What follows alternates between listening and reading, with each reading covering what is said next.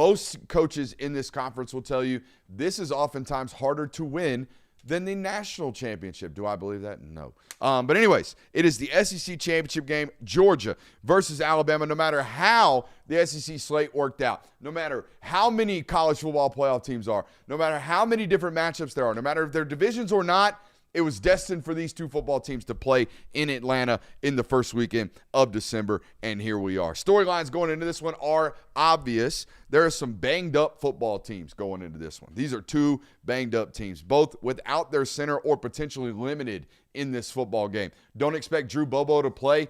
Don't expect Parker Brailsford to look like himself. Expect him to be relatively limited with that ankle injury. Questionable at the running back position with Jam Miller. All right. Cuevas, the tight end from Alabama, not expected in this football game. Colby Young, obviously out for the University of Georgia as well. Georgia, a 2.5-point favorite, boys, after opening as a 1.5-point favorite in this ball game. And the history would indicate that Vegas knows something that history doesn't. They like the underdog? The history's bad, big dog. Yeah. History's very, very bad. Betting lines in general with Kirby Smart, typically not great as far as covering. How bad's the history? Just to give a refresher. Against Bama? If you are an 18-year-old college freshman right now, you have seen the Georgia Bulldogs defeat Alabama once in your lifetime. But, boy, it was a big one. I mean, it's the greatest night of my life. Yeah, I mean – if you want a numerical value, it's 1-9 for 1-9 over the last 10, huh? Yeah. Mm-hmm. And that dates back how many years? Is that all the way back to 2012? 2007. Was there ever a run where you guys were top dog? I believe Georgia handled them that, in like 2 games in the early 2000s. They beat them in 2003 in Athens, and then Billy Bennett kicked a game-winning field goal in 2002, I believe. But no, since then it's been a lot of Bama. Post Saban, belt ass. Oh, yeah. Oh, yeah. All right. Well, let's get into it. Keys to the matchup for Georgia, very obvious. You cannot let this football team go 9 for 9 on their first third downs. Oh, yeah. First 9 third downs going 9 for 9. That can't happen. Historically speaking, probably won't. It was the worst third down performance and start to a game in the history of Kirby Smart football. And the 13 of 19 on third down was really, really bad as well. You got to disguise, all right, and you got to check the checks. This is something we've talked about the last couple of weeks watching Alabama football. They're trying to get all the answers at the line of scrimmage. All right, Ty Simpson's walking to the line, doing a lot of check with me, doing a lot of communication at the line of scrimmage. You won't have the home field environment to, quote-unquote, make it loud or make it hard. Hell, it didn't make it hard the last time he was here. He went into Athens and did everything at the line of scrimmage as if it was silent out there, okay? And they didn't have very many false starts. They didn't have any pre-snap penalties. They burnt some timeouts because of some operational issues. They've continued that throughout the continuation of the season. They constantly have to take timeouts because, again, they're trying to get all the answers before the snap, doing a lot of motions, doing a lot of scattering, doing a lot of junk, okay? So you have to lie to them. You have to give them a disguised look to where he checks into a play that is ultimately a wrong play because y'all are changing the looks post-snap. You have to make them more than one-dimensional. And what I mean by that is the first 15 carries that this football team has on Saturday, it's got to be 15 for 32. It's got to be so inefficient in the run game that come third and fourth quarter, the play caller don't even think about it. It's automatic pass because that's when this pass rush from Georgia is going to start teeing shit up. That's when they're going to be able to really, really, hone in on their get off and really get after the quarterback and impact him at a really, really high rate. It's got to be automatic passing downs because the run game has become so absolute inefficient. Like I said, in the fourth quarter, it's got to be pass only. It's obvious that Gunner's got to trust it and rip it. That's been the conversation about him the entire year at the quarterback position. And I think, honestly, Georgia should be able to protect them or protect him. Yanze Pierre is a problem, and LT Overton's a good football player. I don't mean to demean his ability, but I think LT Overton for me is no different than a Georgia defensive end from years prior. They're not in positions to get after the quarterback. They're in positions to push the pocket. They're in positions to contain the quarterback. They're not in positions to get after the quarterback. Will you look this up for me? How many sacks does LT Overton have this year? How many sacks does James Smith have this year? If these guys are 7-sack guys, I'll take my opinion back. But I think Georgia should be able to contain the pass rush. It's the running the football against this team that's going to be hard, I think. Pierre has 6 sacks. Overton has 4 sacks. Yeah. James Smith has 2 sacks. So that proves what I'm alluding to right now, which is because they play a 3-4. They let that hybrid jack player, which is Yanze Pierre right now, kind of float around. Those 6.5 sacks, I'd venture to say they've all come in the last 8 football games as well since, the Georgia matchup. Most of this has happened recently because he wasn't even starting. Quay Rousseau was. So I think you're going to be able to protect. For Alabama, man, you're a defensive-led football team. I know that's crazy to say, but that's what it is. I think they're of their best unit, it's defense. They lean on anything right now. It's the defense constantly giving possessions back to the offense, which is what's going to have to happen Saturday for Alabama to feel confident about this football game. That offense is going to have to stay on the field, and the only way for that to happen is if the defense gets up off of it. So the defense is going to have to continue to stack possessions for their offense. I think they can hold up against the run against Georgia at the moment. I like their defensive line. I like Tim Keenan. I like James Smith. I like LT Overton. I like the linebackers. I think they're good depth pieces. They got good depth. They're not going to falter or wither in the fourth quarter. I think it's going to have to be Gunnar Stockton throwing against this defense to successfully and consistently move the football. I think they're still gashable in the run game, and we saw that certainly in the first matchup between the season. Now, obviously, they've gotten better on the defensive side of the football in that, but there are still some opportunities for you to get some big chunk plays in the running game. You're not going to bludgeon them. You're not going to run 35 times for 200 yards. It ain't going to be 5 yards a clip. No. If it is, it's going to have to be 3 of those carries went for 25 yards because they, had poor run fits, which I think is where the area you're going to get them. But no, this game will rely on if Gunnar Stockton can move the football down the field. And we talked about it. We didn't mention it in the what's changed in these matchups. But one of the major changes for this Alabama defense has been Dejon Lee, the freshman, really asserting himself as the other corner opposite of Xavier Brown. Mm-hmm. All right, that first matchup, Chauncey Bowen's got about 60 yards rushing off of Damani Jackson not being willing to stick his nose in. Yep. Dejon Lee's not going to be doing that. So that's a little bit different of a situation there. Yeah, for sure. I mean, the odds that Georgia rushes for over 200 yards in this game, again, very unlikely. It's only happened to Alabama twice this season, Georgia being one of them, and in their first game against Florida State. But there have been other times, like you were mentioning, though, like later in the season, they started getting really good against the run. Like they gave up 59 to LSU, really bad running game, though. Oklahoma, really bad running game. They gave up 74 to them.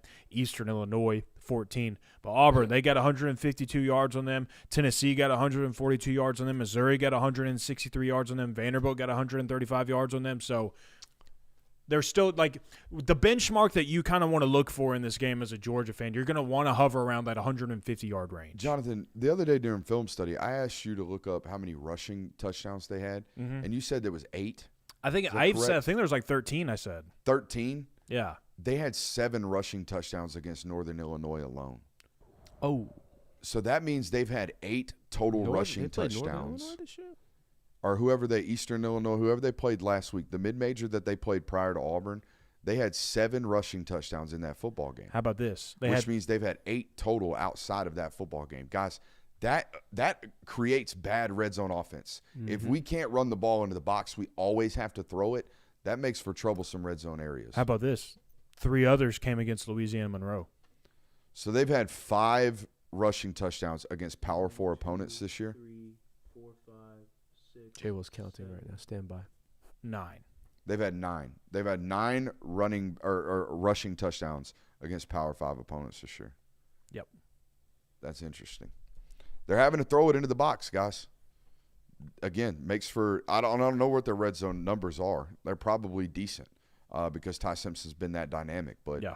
It ain't easy down there. I don't know if y'all watched the Iron Bowl. It ain't easy for them to score because they can't run the ball. No, and I think the key to this matchup for either team, and this has favored Alabama in all but one game, is who makes the plays that make the bad ones irrelevant. And what I mean by that is if Ryan Williams drops a wide-open touchdown pass, that is a bad play. But it's irrelevant if you still march down the field and still score a touchdown. If a Georgia safety drops an interception that they played perfectly, that's a bad play. It's an even worse play if Alabama scores on that drive. Things like that, and you can go back to pick any game that Georgia and Alabama have played the Kirby Smart era.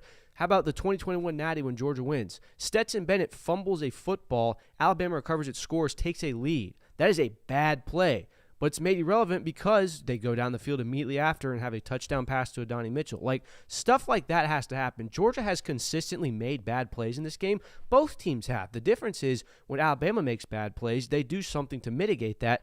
Georgia, on the other hand, has not done that to this point in this series. So that's what the key to this matchup is for me. So one of my favorite analysis points I've ever had on this channel is the last mistake in this football game. Yep. And we talked about this going to the SEC Championship game 2023. We said the team that makes the last mistake in this one always loses it. The last time Alabama made the last mistake was the 2021 National Championship game. They throw the interception to Keely Ringo, ball game over.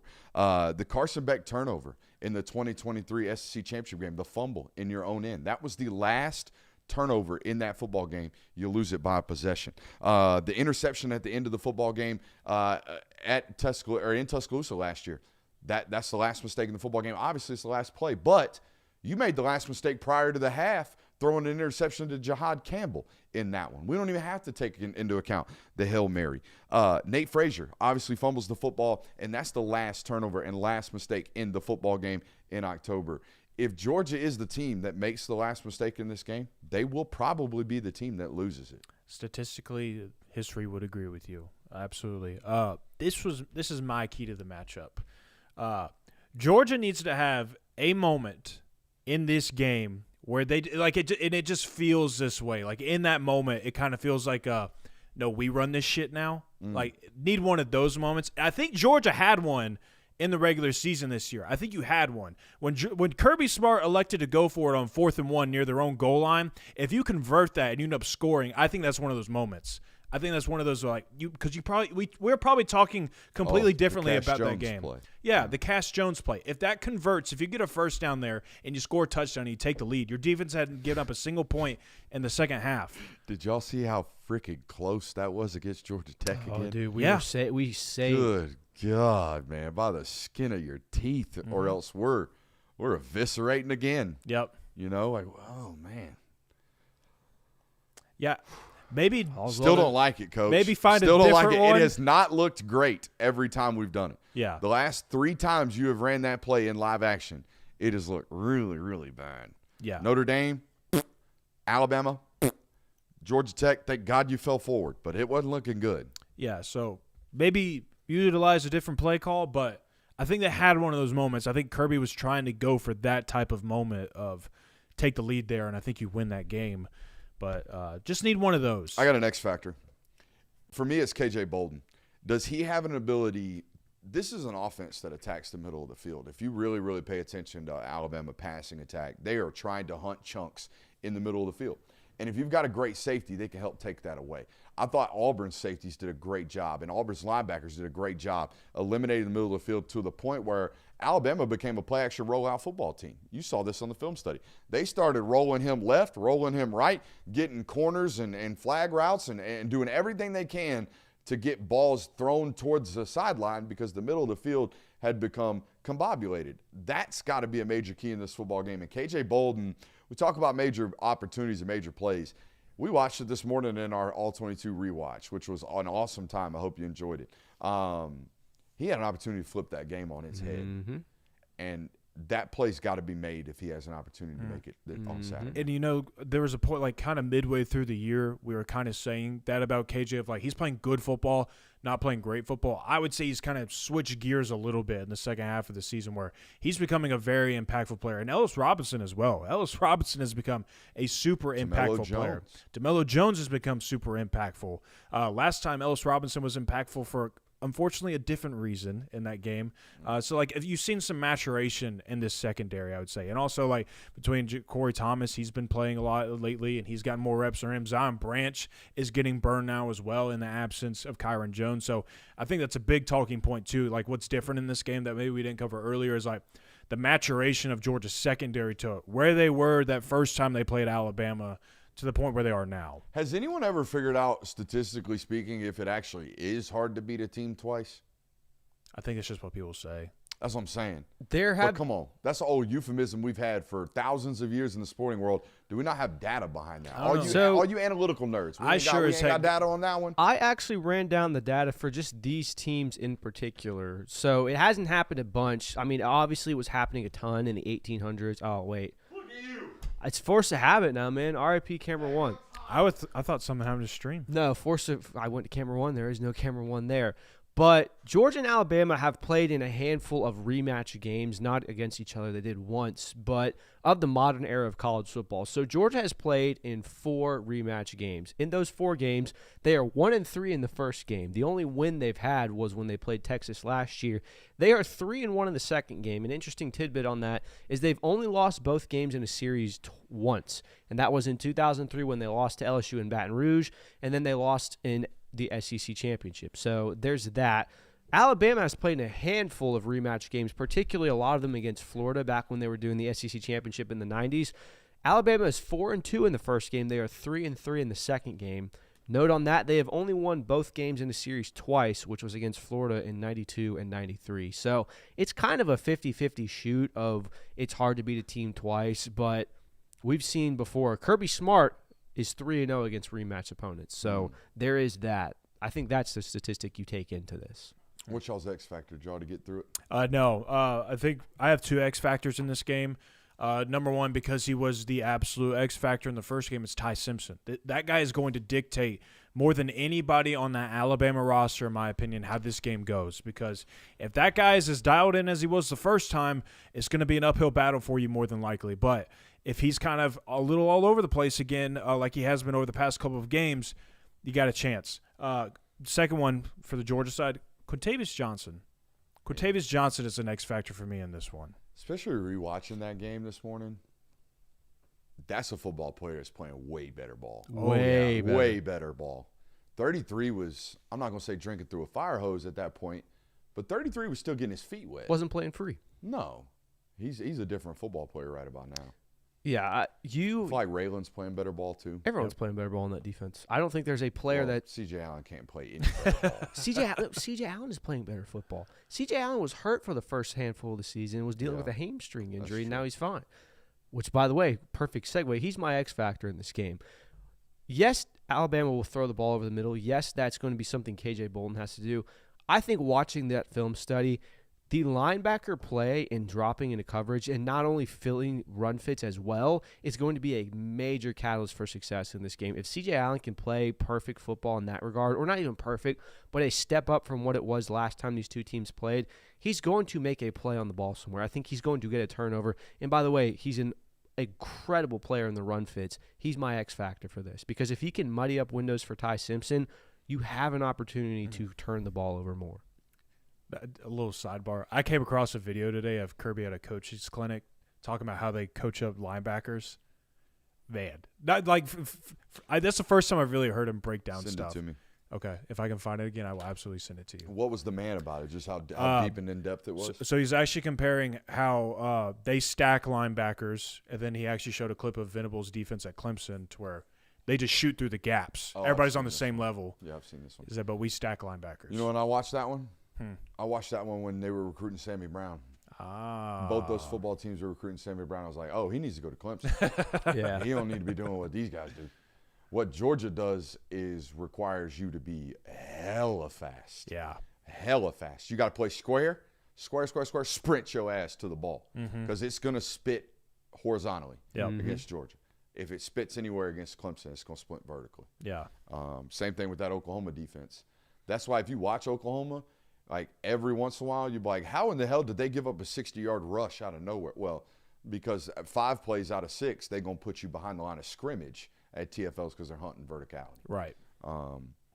It's a higher level of football conversation right there. I love that right there. All right, 3 offensive goals in this football game for Georgia. Before we get into our Unless It Doesn't Happen, before we finalize this thing with score predictions, 3 offensive goals, very nice and simple for me. First and foremost, obvious, no turnovers. Second, I need 7 2nd and 5 or betters.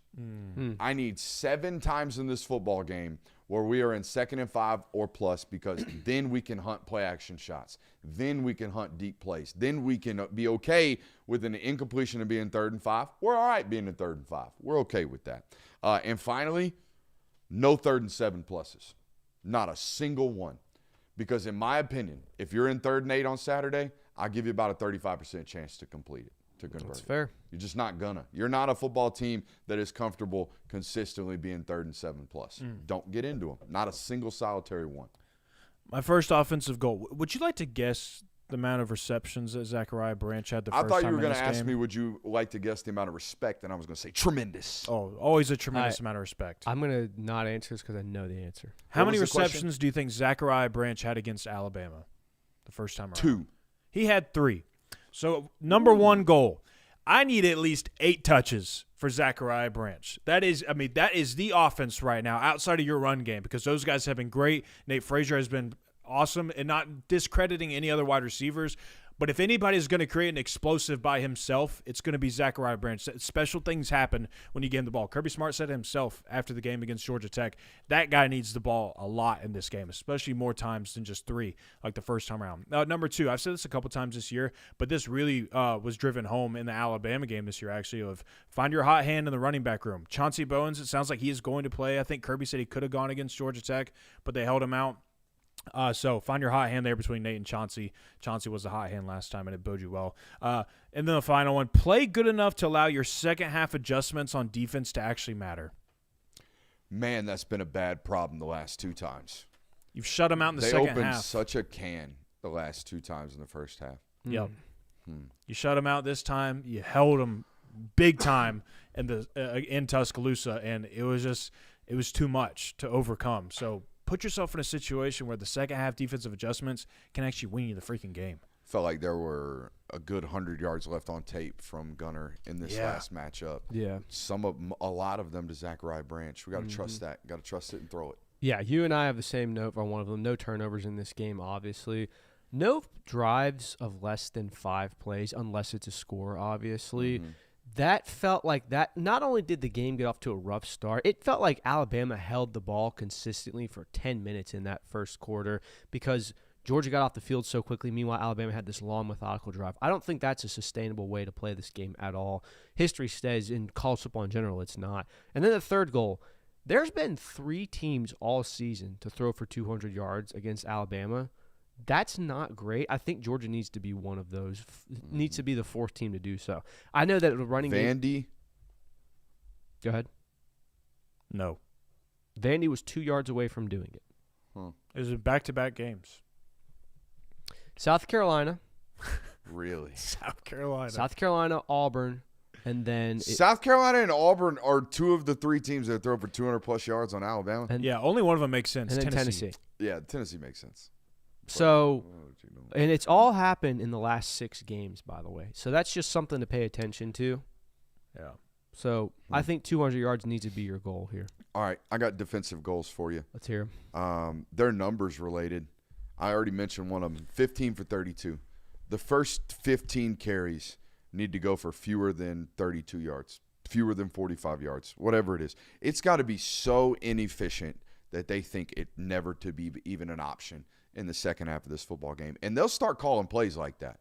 They do. They call plays in the 3rd and 4th quarter as if running the ball is not an option. So it's got to be forced, though. You can't let them think they're having success doing so and remaining balanced. The other number I got for you, 35%.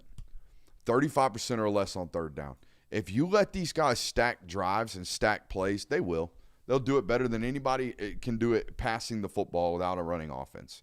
Like they 5-yard hit you, they 12-yard button hook, they 12-yard vertical seam. They will walk the ball on you if you allow them to consistently convert on 3rd down. But if you're great on 3rd down, they're going to get into a lot of them. So you'll get them off the field. And the last one, I think it's most important.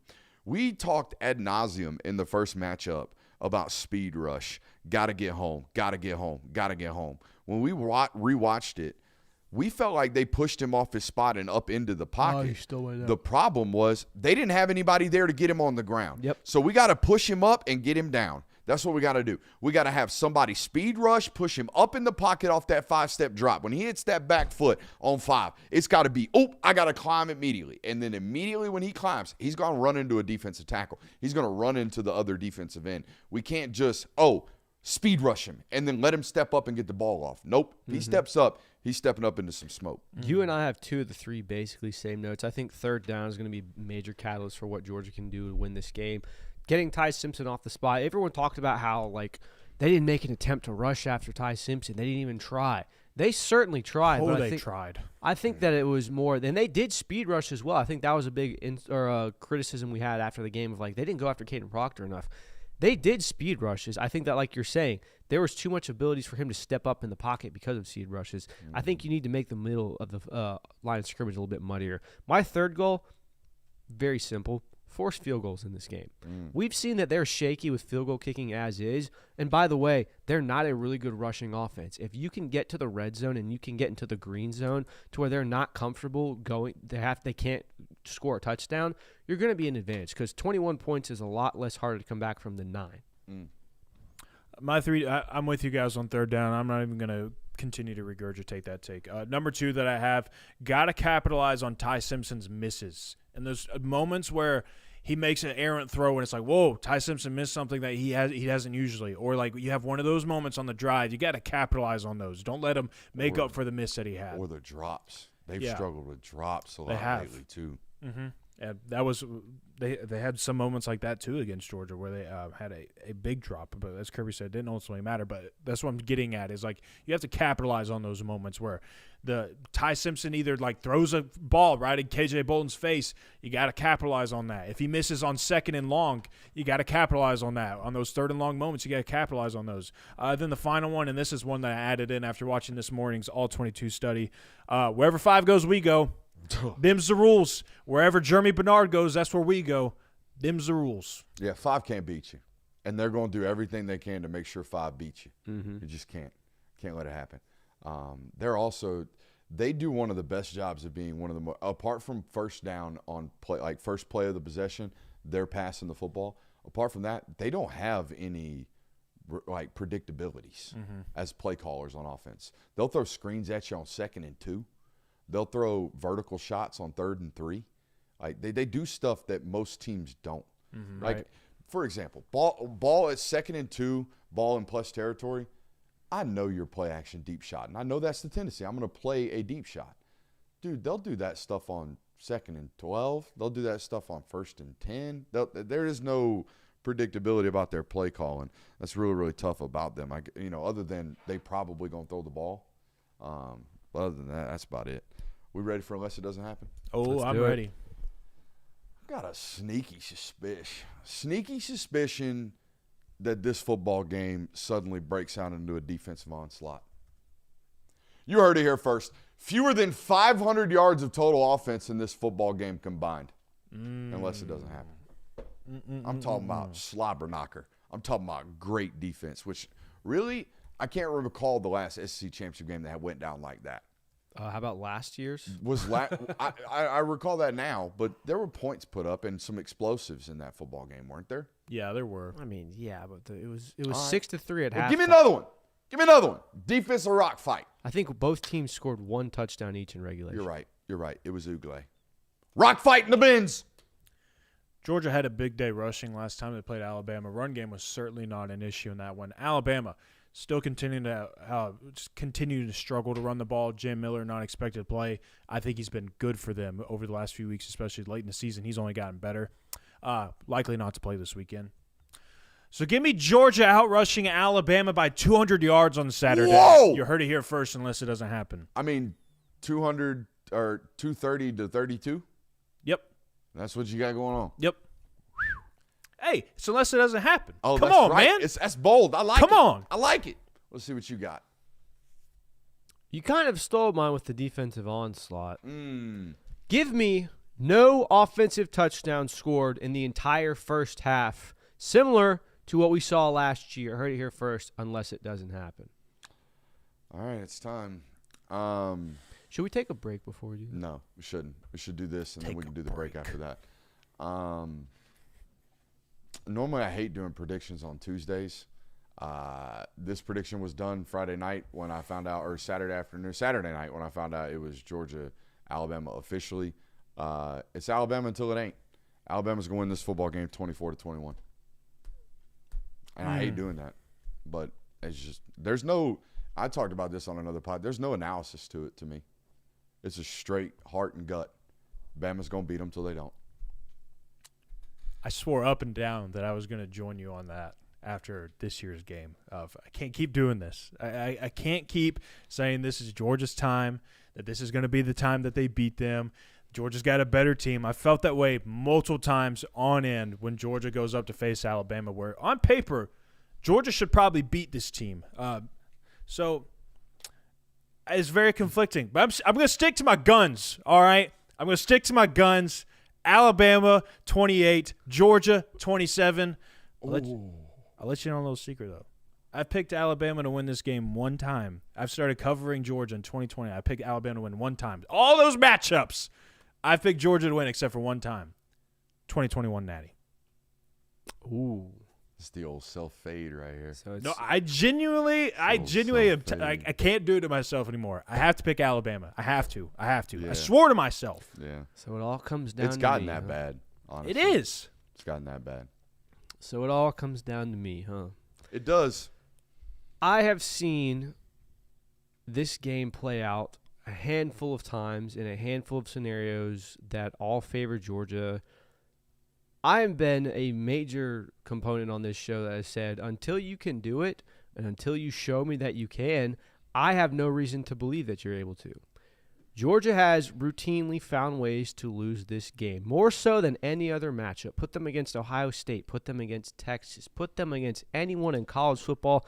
They find ways to win. For some odd reason, they cannot do it against Alabama. They've only been able to do it once. With that, I have to pick Alabama here simply because there is history states that Alabama wins this game. I'm not betting against Georgia. I'm just trusting history at this point. We've got a 15 years worth, an entire adult lives worth of data to show Georgia finds ways to lose this game. It's happened time and time again. I'm going to pick Alabama to win 26-24. Man. Across the board, huh? Yep. That'll piss you off. Honestly, though? That'll piss you off right there. Honestly, and if it does, and you need something to maybe cool the edge, take the edge off right quick. Just reach into your bag. Grab a Lucy's breaker. You know what I mean? If I'm vicing this season, I'm vicing with quality. I'm vicing with my friends over at Lucy's. If you head over to Lucy.io today, use promo code FGN, you'll get 20% off your first purchase today. I'm on them Lucy Breaker mints. Y'all know how I feel about Lucy's. Y'all know how I feel about their design and how we can get rid of our disposables right here on Lucy's. Hey, if you need a little bit of luck this weekend, grab some Lucy's. Appreciate Lucy's. Appreciate FGN. Promo code over there for that 20% off. And, man, the bunch of Georgia homers picking Bama. Bunch of sorry, sad sacks. I can tell you for a Look, I'm used to getting shit on by that coaching staff. I'm used to it. I've picked them 3 times over at this point. I'm used to getting ugly looks in pregame. Are you boys ready for this smoke? I just won't go on the field. I didn't even get Are you ready for it, I didn't Kirby? even get credentialed, dude. Oh, dude, that was messed up what you just did. I have been Damn, that was messed up. You supposed to ride with the homie. I do. I want my boy in the press box with me. I've been blacklisted from any SEC-oriented event inside Mercedes-Benz Stadium for some in the reason. city of Atlanta, apparently. For any SEC Forbidden. event, for whatever reason. Forebode. Anytime the three of us apply for credentials, Jay Will and Brooks text each other within minutes of applying. Got approved. Me too. I wait a day and a half goes by. Christian, thank you very much. Due to a high demand of applications, we've had to deny you. You know what I think it is? It's the only application I ever do that asks for your Twitter handle. Oh, man. I don't have enough clout? I don't think you got enough clout. All right, well. If you had 100 G's, you'd be undeniable. If you had 5K. Yeah, you had 5K. All right. Hey, 24, what is it? Kirby _24K? Kirby _24K to 100 or to 5K at least. Yes, please. At least. So maybe go follow my man on social media so SEC stops denying his creds. Damn shame. I mean, it's been SEC championship game 2 times over, SEC media days 2 times over. Yep. They just hating on my man Christian Kirby. 3 times over. 3 times over. Something's gonna change. Hopefully. Something's gonna change. Hopefully on multiple fronts. Honestly, something's got to change. Something's got to give, man. Something's got to give. We'll see y'all tomorrow if you dog fans still want to watch us. The MegaCast. The MegaCast on signing day. We're going to go until I fall on the floor or my voice cracks. Hey, we'll take a quick minute to give a shout out to our friends over at Sleeper. What a great time to be here on this network this year, but also a great time to be with our friends over at Sleeper. Go over to Sleeper today, the #1 place for daily fantasy and prop plays. Sleeper Picks is a real money product that connects friends over picks. Choose 2 to 8 of your favorite players from pregame, live, or even across different sports. Pick more than or less than the predicted stats. It's that simple. On Sleeper, you can get up to 100x payouts, share with your friends, and get rewarded today. Use promo code Brooks, as you see on the screen, on Sleeper and get 100% deposit match up to $100. Again, that's sleeper.com/promo/Brooks. Terms and conditions apply. Boys, as you know, we're about 28 minutes at the time of this ad read from the kickoff of NFL Sunday. So go ahead, run over to Sleeper right now. I'll give you permission to leave the stream actively. Go over to Sleeper, get a play in right quick, and get paid. We appreciate those folks over there at Sleeper. Again, that's promo code Brooks over there on Sleeper.